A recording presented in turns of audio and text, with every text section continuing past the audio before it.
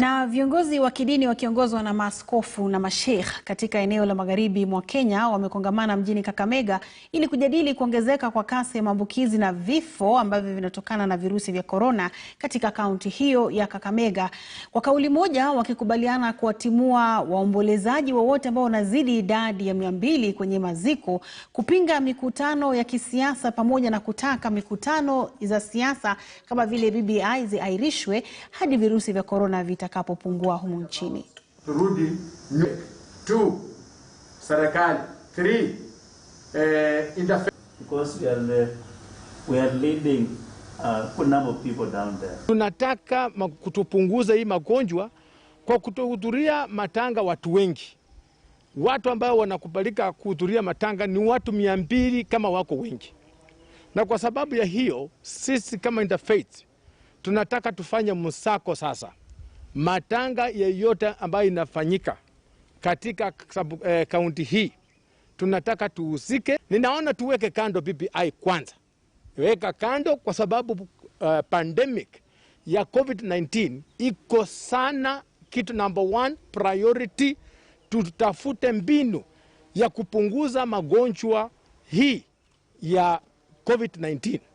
Madaktari saa hii wameanza kuogopa kudeal na mtu ambaye ana ugonjwa wa COVID-19 kwa sababu madaktari hawapati support mzuri kutoka kwa serikali. Kumetokea matanga katika kaunti hii ambapo sisi kama interfaith tukienda kuingilia tuone kwamba mambo yanaendelea namna gani, wanasema kwamba sisi tumemalizana na administration.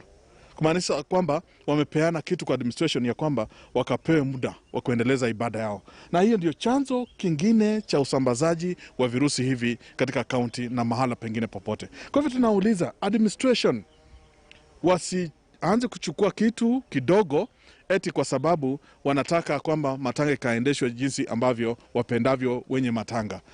Lazima tuwe na standard ya kuweza kutunza matanga katika kaunti hii, na hiyo itawezesha kudidimiza maambukizi ya virusi hivi katika kaunti. Watu wameanza kuwa reluctant the way Bishop amesema, kwa sababu barakoa wamekuja wakawacha, hali zote ambazo usafi wa kusafisha mikono na nini wakakuwa reluctant, na hii imesababisha hii janga liweze kupanda juu.